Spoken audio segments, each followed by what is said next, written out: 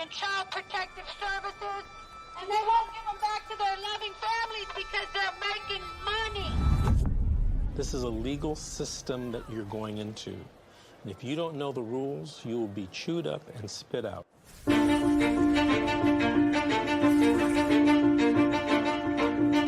If I could say anything to a mother who just got their children detained, you're in a crisis. Yeah. Life feels like it's over. The most important thing is regaining custody of your children.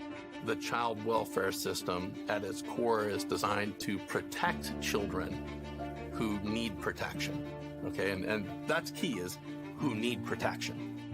So social workers, out of fear, will remove more children rather than only remove those children that truly need to be removed. It's okay. It's okay. This isn't someone stole your car. Someone broke into your house. This is someone took your child, your flesh and blood. It doesn't say on this order that it was not proven. It says untrue. I immediately knew that, okay, well, this ain't over.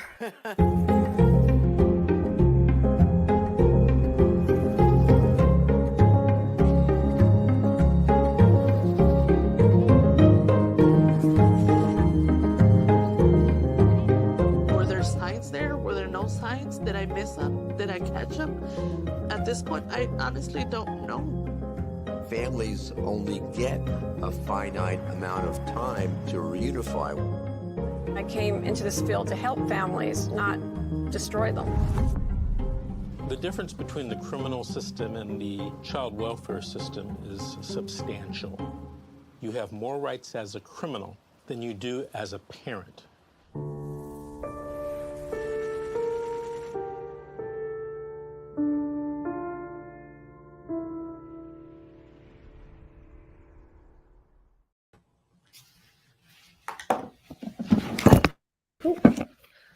Hi, everyone. Welcome to Fight CPS, the Civil Rights Struggle. I'm your host, Amanda Cisco, and I'm here with Virginia. How are you today?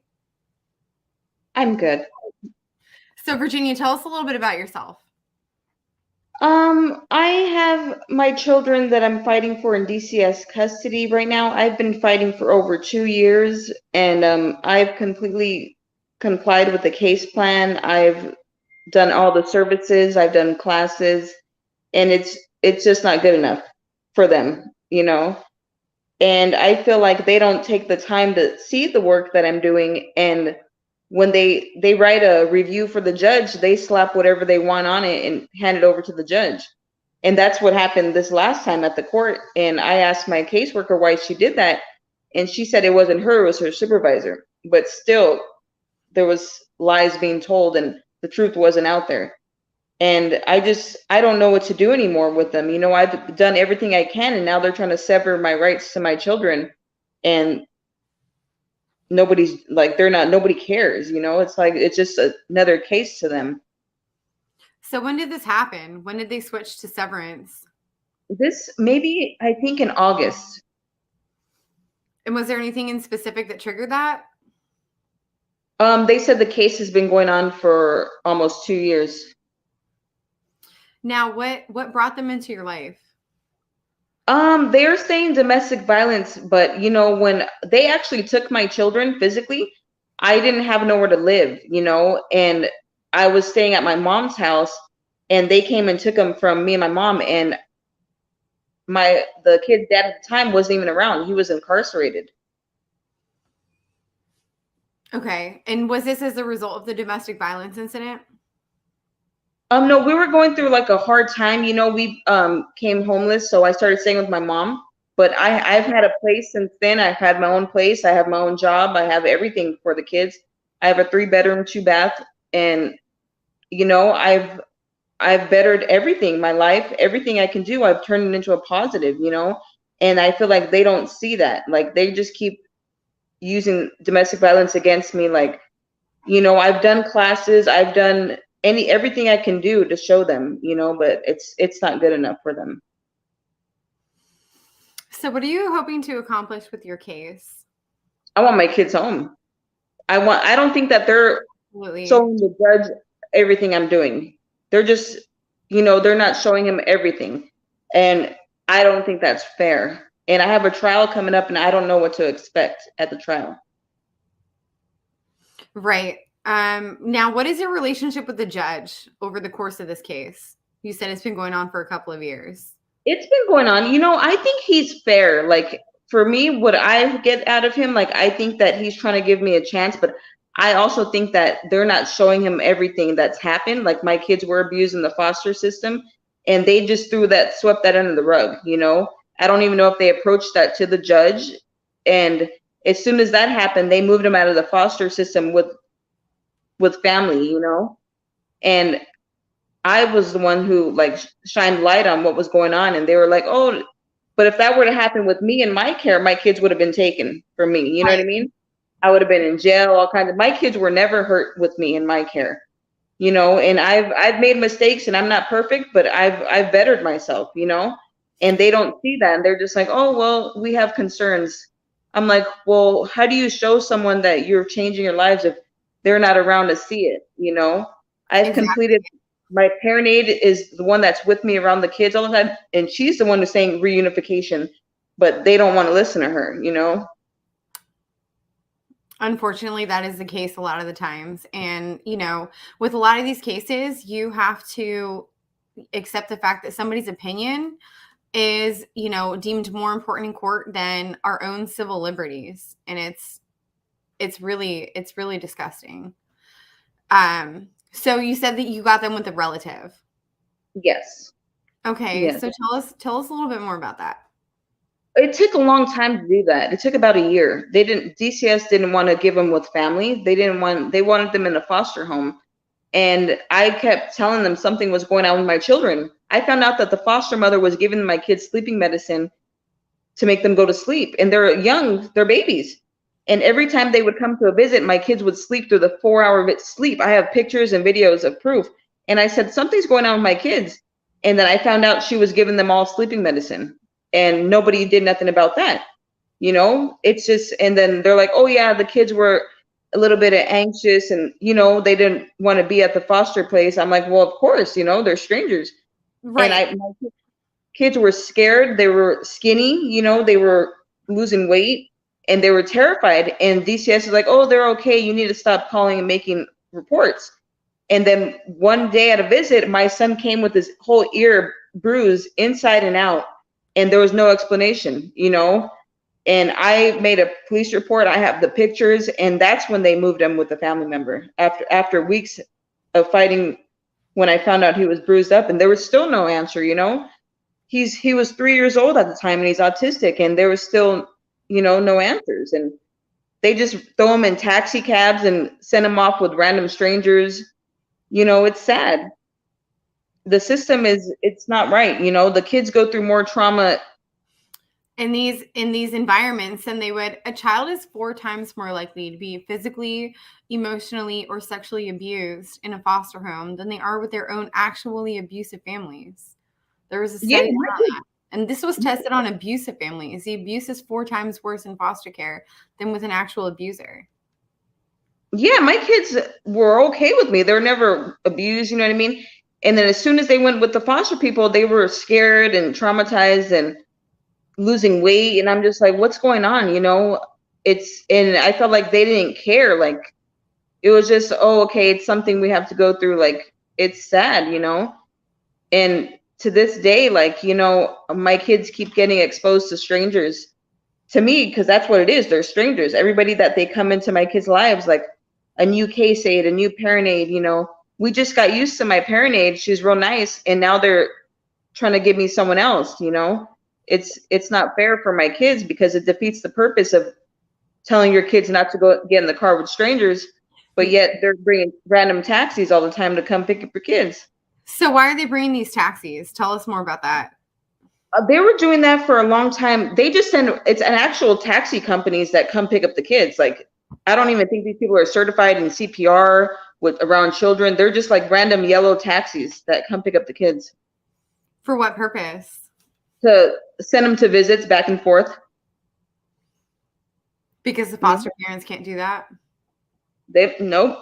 That's what they said. I'm like, why are my kids? And it's always, you know, a different taxi cab person. And the car smells like cigarettes or something. They don't have the right car seats. The kids are being exposed to strangers. They don't see that part. That's a lot to go through as a child. That is very Mhm. traumatic. I'm really sorry. This is the first time that I've heard of anything like this on a case. No, they do that. They do that a lot out here. It's in Arizona. Is that not child endangerment? Yeah, and I freak out. I'm like, who are these people taking my kids in taxis?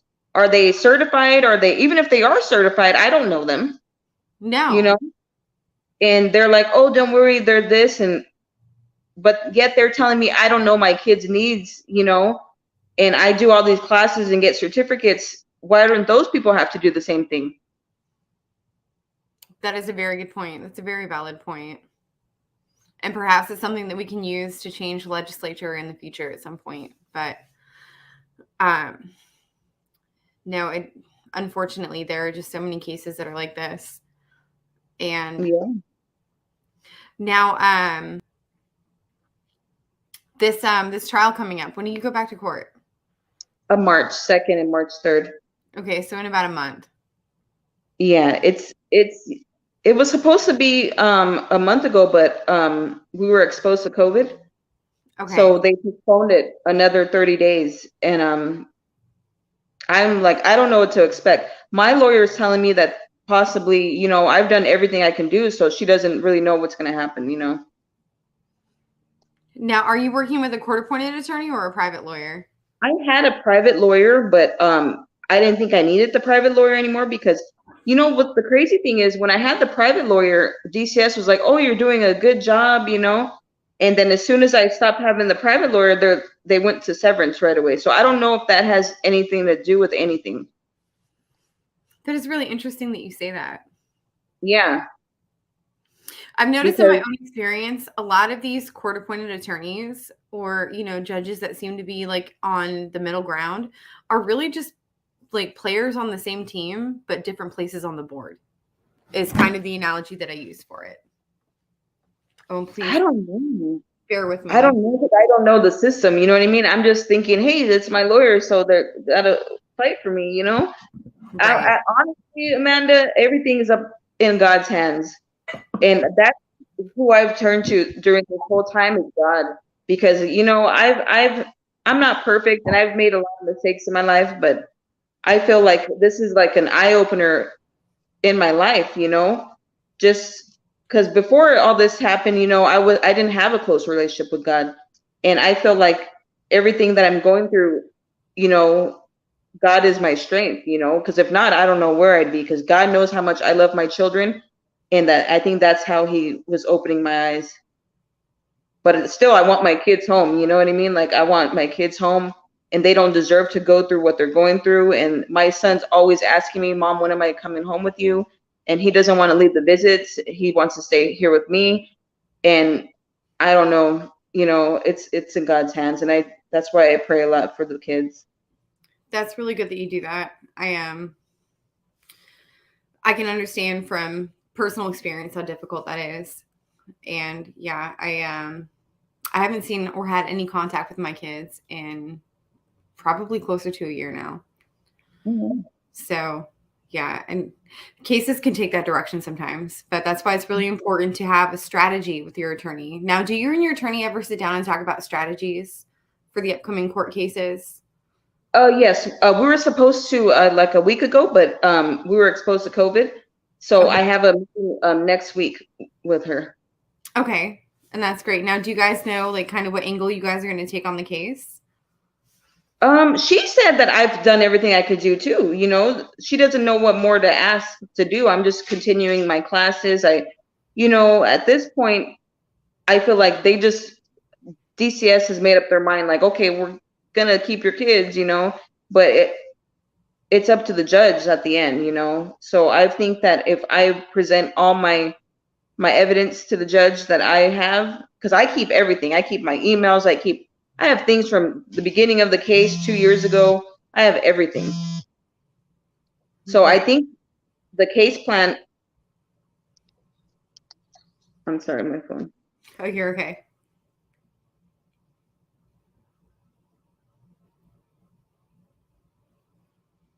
We'll just give her a couple of seconds, guys.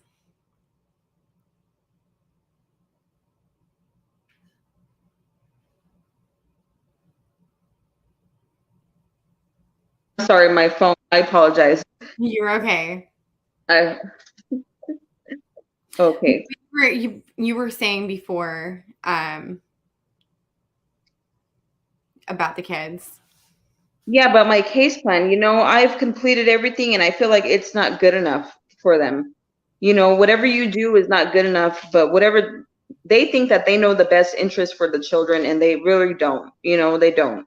That's And like the problem that I have with that is that in a court of law, you have to prove beyond a preponderance of evidence. You have to have enough evidence to prove that, in fact, there really wasn't excuse me, I can never say the word, exigent circumstance to take the kids in the first place. You have to prove that that parent is unfit to be in that child's life. Like, removal is supposed to be the last possible alternative for these cases, when often so many of these cases, it's the first thing that they choose to do. Mm-hmm. It is. That's the first thing they more rights in criminal court for sexually abusing a child, for example, than they do in a family court, where a lot of the that's time true. these parents didn't do anything wrong. That's true.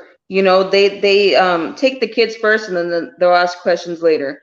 Exactly. And it's sad because when it's on the other side, tables are turned.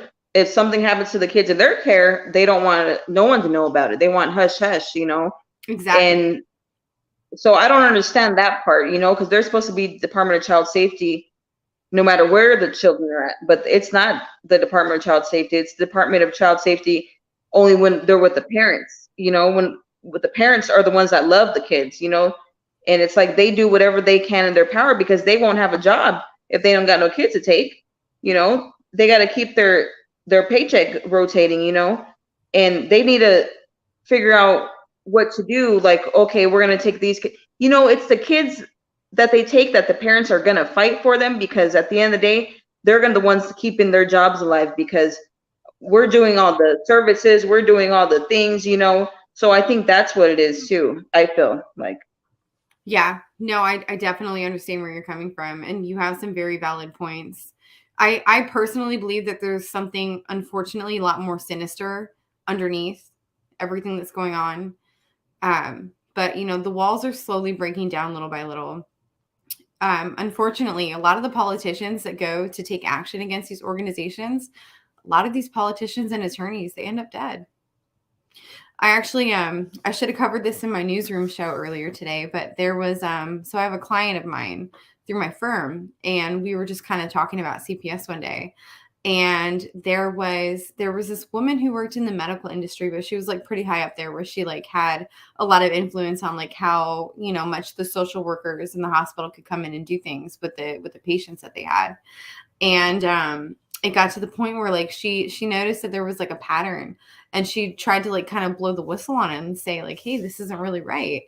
And sooner or later, somebody had started following her. And it got to the point where like she was telling her colleagues, her family, her friends, and like everybody was kind of like, oh no, it's fine. So she actually ended up putting a note in her wall saying like, hey, if I'm found dead, like I did not commit suicide, I'm of sound mind, this is what I'm doing right now, this is when this started happening.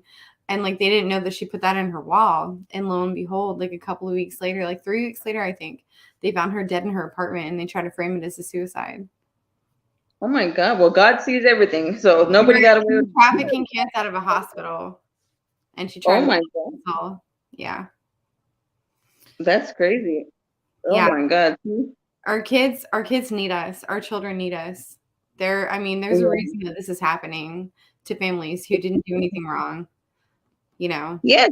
And then when I do, you know what, Amanda, when I do own up to my mistakes of why my children are in the care of DCS, they don't take that as a like, oh, hey, you know what, she's owning up to her mistakes, because I'm not perfect, I'm not perfect at all, I've had my moments. Nobody's perfect, but I don't know what else to say. Everyone makes mistakes, but it's not enough for me not to have my children, No, it's really not. It's not. The way this world is, it's not leading to anything good, So I was actually our shows, we had some social workers on here for a brief period of time, and we actually had to let them go because it was just the contradictory statements that, you know, like they would introduce themselves as one person one day and then as a completely different person the next day. I mean, it was insane. And I remember, like, I had to jump on the show at one point because I couldn't believe what I was hearing. And so I get on the show and I was like, you know, she was just telling him, you know, some of her personal experiences. And I said, okay, well, from this story, you know, it seems to me that, like, your opinion over somebody is, you know, grounds to take their kids away. But, like, have you ever considered, you know, like our civil rights, our, you know, our Bill of Rights, our Constitution? And basically, like, her excuse was, well, I just didn't feel like she handled the situation the right way, and I have the authority to do this and this, so that's what I did. And I was like, okay, so your opinion is more important than, you know, like, actual law? Is that what you're saying? And she was like, pretty much, yeah. Yeah, that's how it is. That's how These people really believe in their head that they're untouchable. Like, they actually believe that, like, the law can't persecute them and they can just do whatever they want to these families. Well, that's what's going on. You know, they basically right now that's what they're doing. But, you know, something it has just to be done. I don't think anything's gonna be done. You know what I mean? There's things that could be done in motion, but it's too much to do. You know what I mean? It's only like if you're going through it, all you can do is fight for your kids at the time. Because if someone tries to go and take a big thing like that down, like it's almost impossible. It almost is, but don't give these people the power that they don't have. That's another important thing. God sees everything, and they're not going to get away. You know what I mean? Where everybody's going to have their moment. I'm going to have my moment. We're all going to have our moment where we're going to be judged accordingly to our deeds on this earth. And so everybody has the time to please and do what they want right now, but the clock is ticking. It absolutely is. That's right. Well, let's hope that we make some progress. You know, yeah, I'm just hoping to get my kids home. You know, it's not easy. You know, it's not this process. I can honestly say can make someone go crazy. You know, I can honestly say through all this process, you know, with the classes, with the things, with the visits. First, I was having them in a little office, in a little room. You know, it's not right how they treat us. And then someone's looking at me through a window with my kids. It feels like we're in a cage being watched. Yeah, you know? It is. It is quite like that. It is, and that's how it is at the office, and it's too much. You know, it's crazy. I'm sorry to hear that you're going through that. And yeah, unfortunately, that's the reality that our families have to face at this point. Now, have you had any kind of, like, have they ordered any psychological evaluations on you? Because that's something that they do a lot with these parents. I've done that in the beginning of the case, and then they try to use that against me too, because they put it inside the thing that I have some schizophrenia or something. And I'm like, okay, you know, they went through the whole evaluation and took out some things of it and put it inside of, like, their review or whatever it's called, and they use, like, traits of something they've put in there. But I'm like, because I want my kids home, I'm crazy, you know. Disgusting. I'm so sorry. Sounds like you have a fur baby over there. What kind? Yeah, I'm sorry. Oh, you're okay. You met my fur baby earlier. Okay. I'm sorry. Yeah, my dog. She's always barking. But yeah, see, they try to, I feel like anything they do, like if they do any tests or psych eval, like they're like, okay, well, we're going to take all the bad stuff. We're going to use it against her, you know, but they won't see all the good that I've done. They never acknowledge the good, do they? No, they don't. The certificates, everything I've done, you know, it just, like, it's nothing to them, you know, and I that's all I want from them too, is for them to acknowledge and say, hey, you know what, you fought a good fight, you've done good, you know, here's your kids back. But they won't do that. No, and unfortunately, it is very much a case-by-case basis. There are so many different deciding factors in each of these cases that could just make it take a turn in any direction at any time. You know, and often, like, they're so complicated. There's so much of a backstory. It's, you know, I wish there was, like, an easier answer to help each of these families navigate through it. But, you know, it's not that simple. And that's why it's always really important to be on the same page as your attorney. Yeah. And I hate to say it, but there could be a reason why CPS switched up their game when they realized you weren't with your private attorney anymore. I don't know. It's just, I don't really know how they work, but I've kind of seen how they work, going through the system. But I do have my parent allies with me now. I have 2 of them. Okay. Now, where did you find the parent allies from? I've got them through one of the services I go through, Okay. with me. So there are people who come to court with you for emotional support? Yes. Yes. That's always really good to have. Yeah. Yeah, I agree, because they invite me to other groups with parents that are going through the same thing, and we kind of we had one today, and it helps, Yeah. Now, here where I am, they do have what is called a family justice center, and it does offer therapy for parents who have been placed through trauma, similar to what these CPS cases do, like bad custody cases and such. And I think for our viewers, it would be really good, to look into something like that if you're looking for like a good support group. Yeah, it helps, the support groups help a lot, because it feels like we know what we're going through, we know what's going on with the system. We know we've all been there, so I feel like it's a good support. And how long have you been going there? Well, I've been doing all this stuff for about all my classes and everything for about 2 years. Okay. That's a long time to be part of these organizations. Now, do you feel that you've built allies going through these organizations that are willing to fight for you in court, or like testing your character?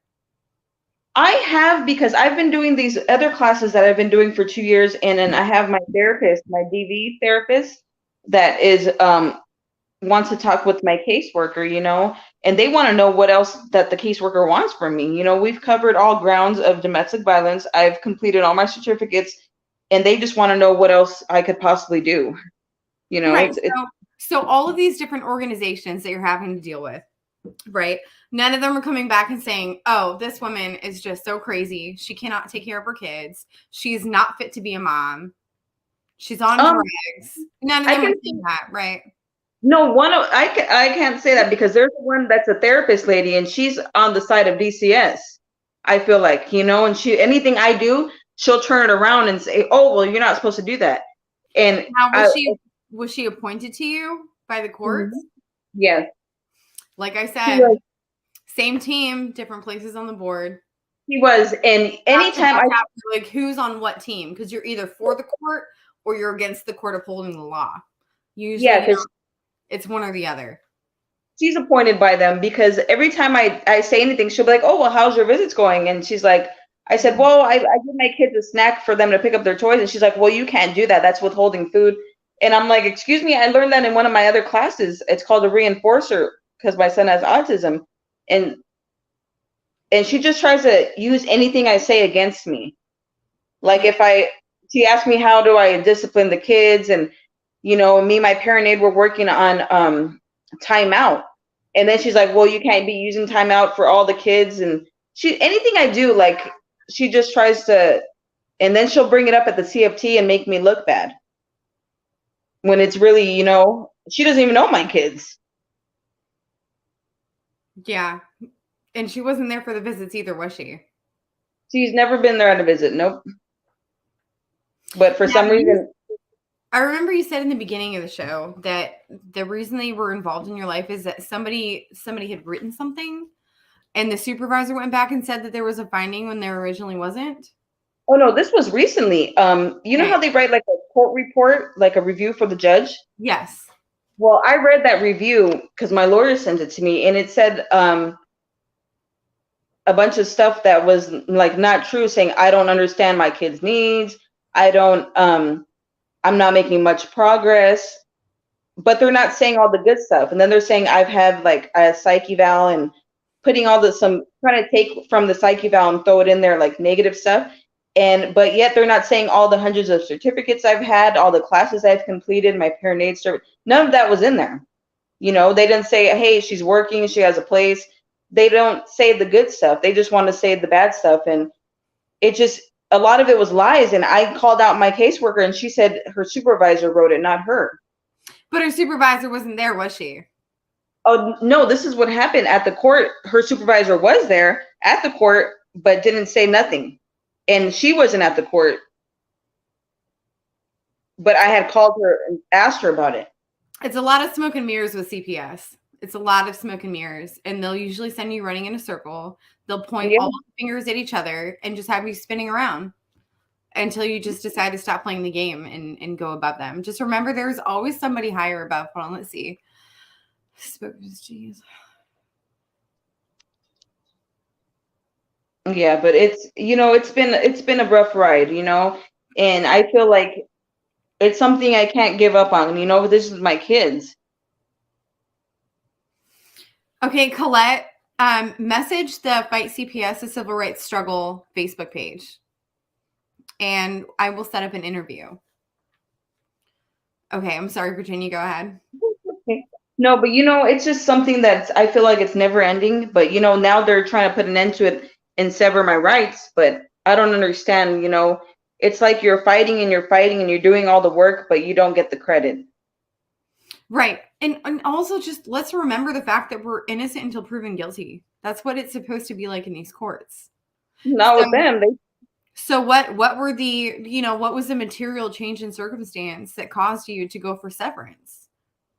They were saying I got back with the dad. They were trying to say the dad was domestic violence. He had criminal charges on him, and they're trying to use that against me, and it has nothing to do with me. You know what I mean? It's whole separate stuff. So Christina wants to know, was there physical abuse? No.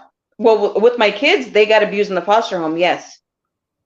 I think she's asking about before. I think she's asking about the domestic violence. No. So how did you come to bring out this domestic violence charge? They were saying domestic violence because when my kids got taken, it was a police report. There was a police report, but there was nothing in it. And then a few weeks went by, my kid's father, he was locked up already for a whole different another reason, nothing to do with us. And they came and took the kids from me because I had an open case and I didn't have nowhere to live. Instead of them helping me and saying, here's some resources, we're going to help you out as a mom. And no, they took my children. And then they said that's a mistake that a lot of people make. The lady told me I'll get my kids back in 6 months if I comply. And I've got an apartment, I had 2 jobs, everything, and she lied. And another 6 months went by, another year went by, another 2 years went by, and they just, I was lied to as well. When my kids were first taken, the very first time, they were like, oh, just give it a few days, we just have to iron some things out. Oh, just give it another week. And then, oh, give it 2 weeks. Oh, give it a couple months. And 1 day is. Yeah. And, as a parent who had never been through that before, it was really overwhelming, because you're like every soul, like every fiber in your soul is telling you, okay, my baby's going to be back next week. Like I can make it to next week. I can get through this long. And then you get to that point and they're like, oh, just kidding. We're not giving your kids back. That's how they. It's so devastating. It's so soul crushing. Yeah. Yeah. It's sick. It's sick. It is. It is. It's sad, and if you're not built strong and stuff, it can break you. There's people that can't handle stuff like that. It's just. There was a mother in New York a couple of years ago. This was in the juvenile court system up in upstate New York. And she had her children wrongfully removed from her custody. And at the very first hearing, when they didn't give her kids back, she died in that courtroom of a heart attack. But the basis was literally she died of a broken heart. It killed her. Oh my God. Yeah. That's how I've heard of that happening more so in older couples. Yeah, me too. For 40 years, and then one dies, and a month later the other one's right behind them. Oh, no, that's so sad. No, this was a mother who died of a broken heart in the courtroom. This is not a drill, guys. This is really happening to our families. Yeah, it happens every day too. It happens so much, and I feel like even when you put up a good fight, and you do everything they've asked, it's not good enough. Sometimes it's not. What helped you become, I don't want to bring this too much into religion, but what helped you become closer to God? When I started coming closer to God was I started going through a lot of things. I've been through a lot. I've had my moments where I was living in sin. The things I was going through. The sin. Like the vanity, the this, everything the world had to offer. I was there. And then a time came where like something just told me, this is it. This is time. This is the day you're going to get baptized. This is how it's going to happen. Don't get me wrong. I'm not perfect now. I think I struggle more now, now that I've been baptized and I'm getting closer with God. That's when the enemy's right there knocking on the door more. And you got to deny him every day, deny, because you got to keep putting up the fight until the end, because this is not a game, it's a serious fight for your soul. Yeah. Because we're going to go somewhere someday, it's either heaven or hell. There's no in between. There's no, oh, we're not that bad of a person. You know what I mean? It doesn't work that way. It's either you're all in or you're all out. So that's what I'm scared. I fear God. I fear the person that can put my soul in hell. And God comforts, but God can also discipline. Right. So that's I had an eye opener, and I feel like God used my kids, to get to me, to say, you know what, Virginia, this is it, because not everybody that comes to God, you're going to have a perfect life. And that's not what it's about. You're going to go through things, because all the people in the Bible, a lot of them, they went through a lot of things. It just depends if you're going to be that strong, you're going to persevere to the end. That's what God is looking for. Because we're in this world, we live in this world, but we don't have to be partakers of it, if that makes sense. That makes a lot of sense. Yeah. It just similar teachings in my experience growing up as a Christian, but not to play devil's advocate, but I kind of felt the opposite way this time around with CPS. I kind of had what you described earlier, like making people go crazy. And as I said on the show before, I kind of snapped one day. And I just could no longer contemplate even the most basic things, like, why is the sky blue? Why is there water in the ocean? Like, what is this like globe, like a round thing that spins? Like, I couldn't understand anything. And I had to slowly kind of like pull myself back together by myself. I didn't have a lot of support, which, to anybody who's going through this without a support system, I highly recommend that you do join a church, find something, find someone, anything. This is not something that I would recommend going through alone. And if you have any choice at all, don't do it. Don't go through this alone.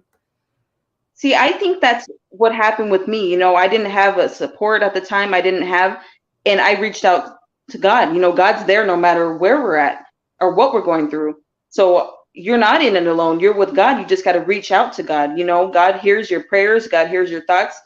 God knows everything. And that's for me, like, that's what drew me closer. I wanted to know more. I wanted to learn more. I wanted to say, hey, why, with the purpose of things, I wanted to know more. And, there was a time where I kept hearing in my head, like, okay, now is the time, you got to stop and you got to turn from your ways and try to go the straight road, Like they say, it's a narrow road, not many can walk it. But it's the road to life. The road to death is very big and anybody can walk it. So that's why it is the way it is, It's not everybody can persevere to the end. And we don't know who those people are, but God does. But God's right here for everybody. The doors are open right now. It's not too late. If you woke up today and you have breath in your lungs, it's not too late. It's not. Yeah, it's because I'm going through it on a daily basis. I'm going through it, fighting. It's a constant battle. It's a battle. And everybody sees everything going on with the virus, this, but it's things that, are happening that people have not seen. Like, it's been going on for many years, it's a spiritual battle, but God's already has the victory. You just got to choose where you want to go and do the work. There's the work. Absolutely. Absolutely. It is a lot of work too. It's a lot of work. Now, It's not how often are you seeing your little ones? once a week, Okay. For what, an hour, 2 hours? 4 hours. 4 hours. That's really good. That is kind of liberal visitation. So why would they be giving you 4 hours a week if their goal was severance? They better give me 4. No, I'm just kidding. They better. I don't know. I couldn't see them taking my visits away. 4 hours a week ain't that much for me. I used to see my kids every day, but I'm on them. I'm on my caseworker because my referral was up with my parent aide. So I called my caseworker. I said, well, who's going to do the next visit? She's like, well, I don't know. Well, you better, get on the ball because I'm not going to miss a visit. And you guys say you're going to make up that time when they don't. I really like that you notice that because that's actually a problem, with a lot of these cases is that our families are just waiting and waiting and waiting for these caseworkers to let them know what's going on when we don't realize that, a lot of times we have to be the ones to take the initiative and reach out to them and hold them accountable. Email, guys, email. Emails are admissible in court. Email these people. Like, if you can, have most of your conversations over email. Text messages are not quite admissible, not really. Phone calls, you can record them. Recording laws are different in each state. You have to go through the problem of authentication, which you'd still have to use with your emails, but all you have to do is put the BITCH on a stand, or other guy, put them on a stand, show them the email after you provided the other party a copy before trial. And this is something that you would work out with your lawyer. And you say, hey, is this your email address? Can you look at this for me? Oh, would this refresh your memory? Do you remember sending this message at this time? And again, this is a way to poke holes in their credibility.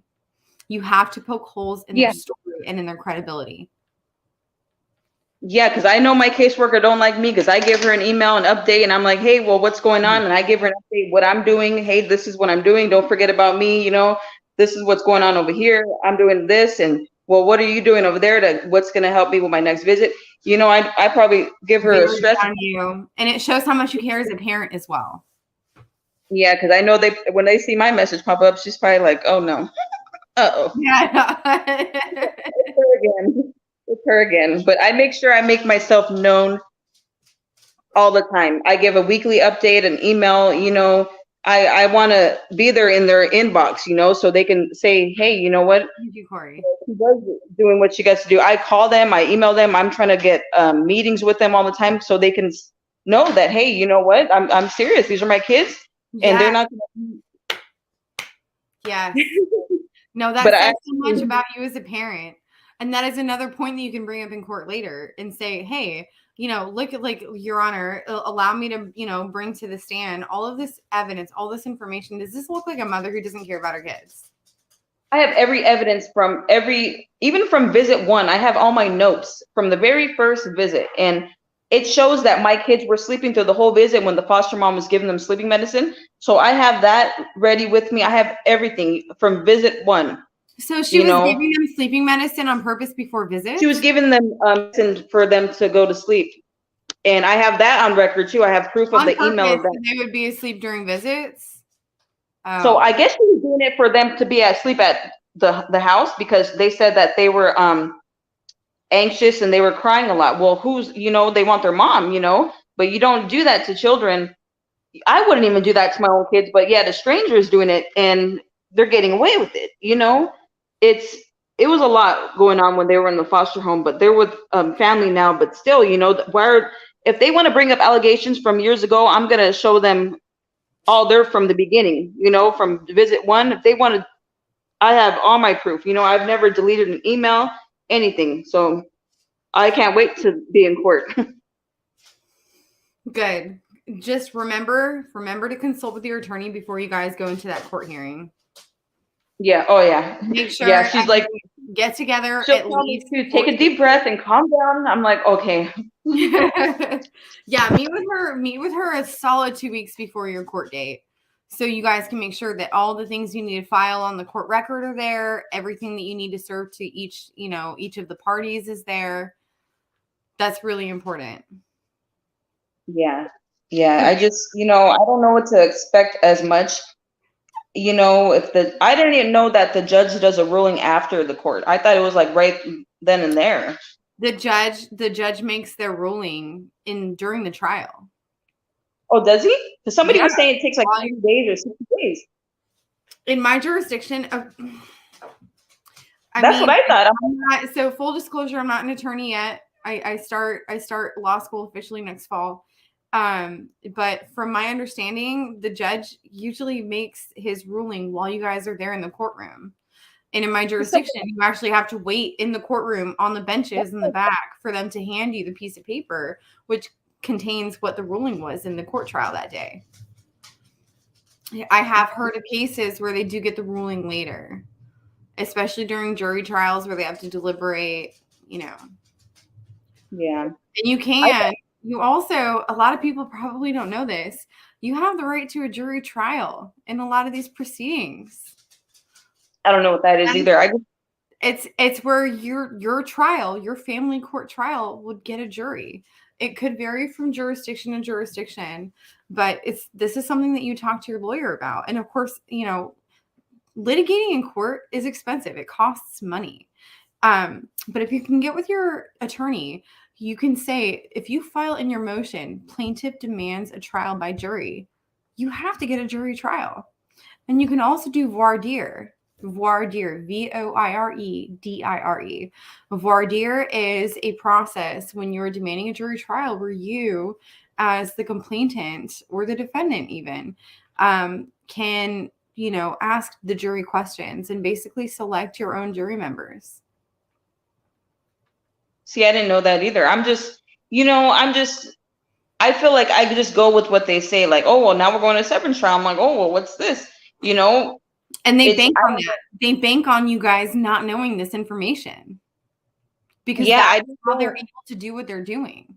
See, like you said, he makes a ruling that day, and that's what I thought. But somebody else told me that it's 30 or 60 days. I said, wow, that's going to be a rough 30 or 60 days for me. I'm going to be like, that's not right, I would confirm this with your attorney, of course, because I'm not a licensed attorney, but that doesn't sound right to me. That's what I said too. I'm like, what? 30 or 60 days? I would be crazy by then, Because who's going to want to wait 30 or 60 days for the ruling?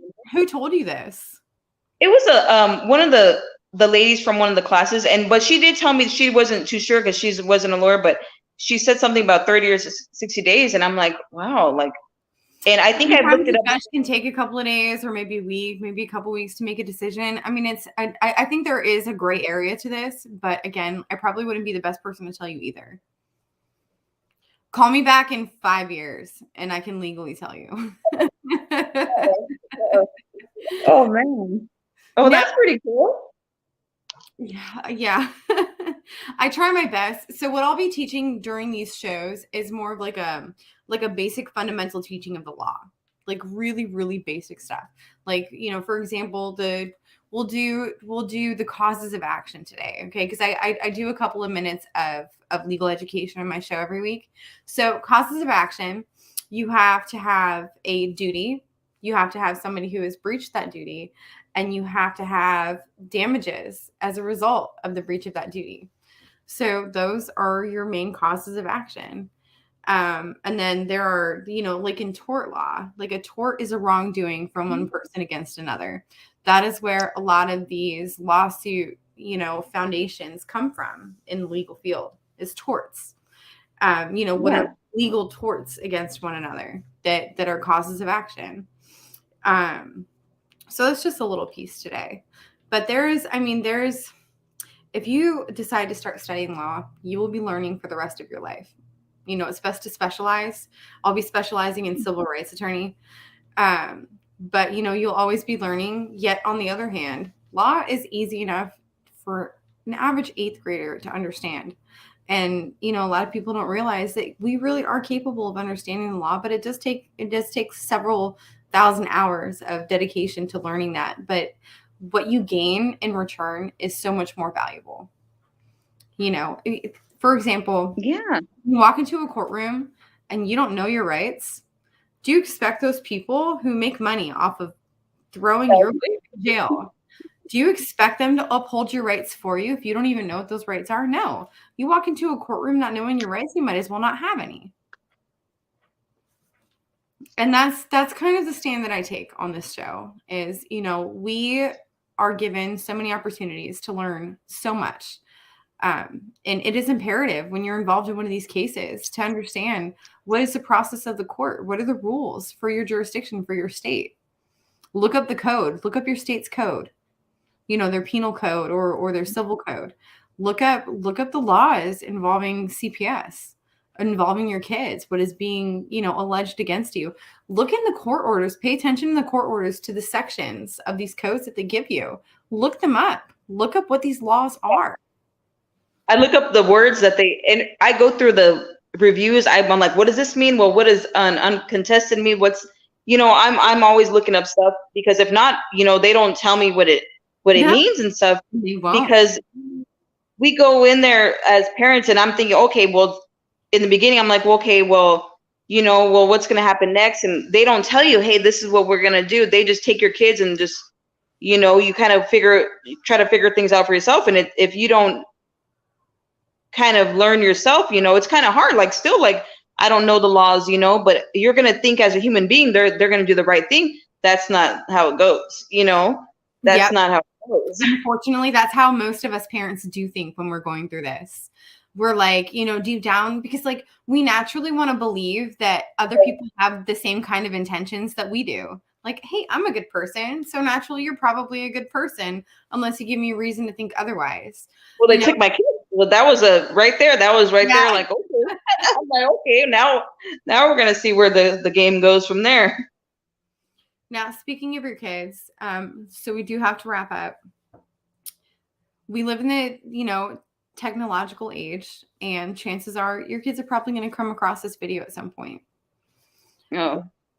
If your kids were able to see you now, what would you want to say to them? I want them to know that I love them and that I've been fighting for them, and that no matter what that they hear about me or somebody says about me that I don't love them, I do love them, and I want them to know that I've always fought for them and I won't give up. I'm still not going to stop fighting for them. And I love them, and I apologize for them for going through all this, because it is my fault at the end of the day. It is, because I'm their mom. I should have protected them more from CPS. I don't know. Unfortunately, I know that probably makes sense to you right now, and it may feel true, but that's not true at all. And the sad and very scary truth is that no matter how good of a parent you are, sometimes there is nothing that can stop CPS from coming in and taking your child. And that is the reality of the world that we live in right now. And vengeance is God's. God sees everything. Nobody's going to get away with nothing, and there's going to be that time. But we're going through this right now, and we're like wondering, well, why does this stuff happen? That's what we think, deep down inside. I know everybody thinks, well, if God loves us, why does stuff like this happen?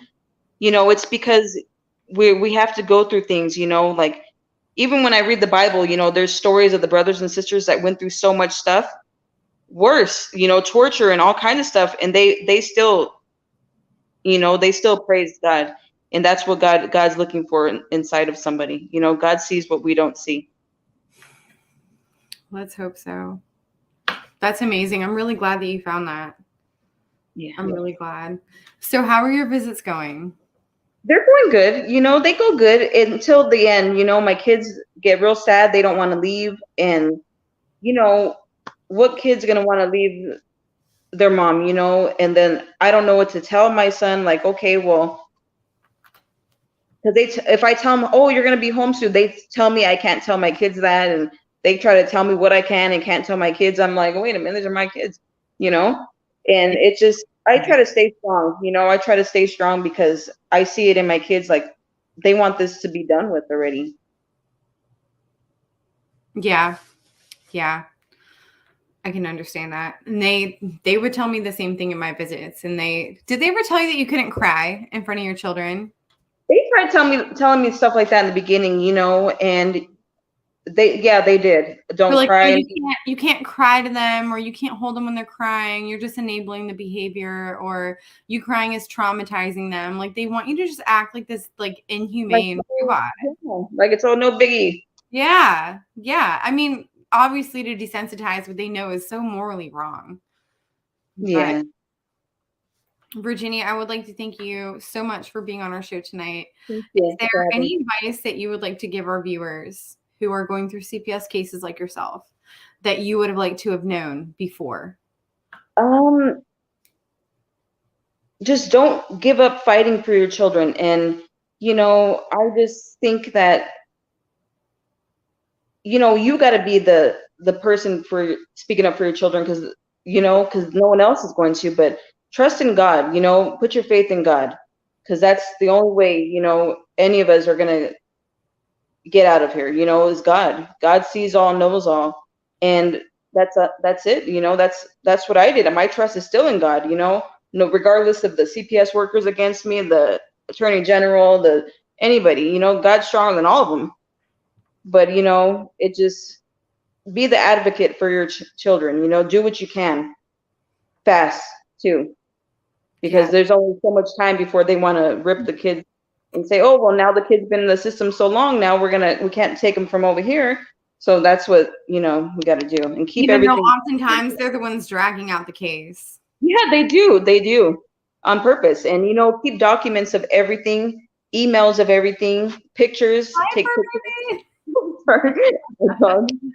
She's like, what's going on? What's her name? Lady. Lady? Lady. Oh, I had a dog named Lady. She was so cute. Hello. Yeah, she's so cute. I ended up getting an emotional support animal during my case. For support. The one that you saw earlier, Mr. Bob. He's over there right now. Ooh, yeah. That's the dog you heard barking in the background earlier. That was my troublesome guy. Cute. Oh. Well, everybody, our show has come to an end tonight, and I want to thank you all for watching. And Virginia, thank you again for sharing your story. And please feel free to join us every Thursday at 7 p.m. Pacific Standard Time. That's Fight CPS, the Civil Rights Struggle. We also have CPS current events every Monday at 1 o'clock p.m. Pacific Standard Time. And Virginia, thank you so much again for joining us tonight. Amanda. God bless you, Amanda. Thank you. God bless you too. All right. Good night, everyone.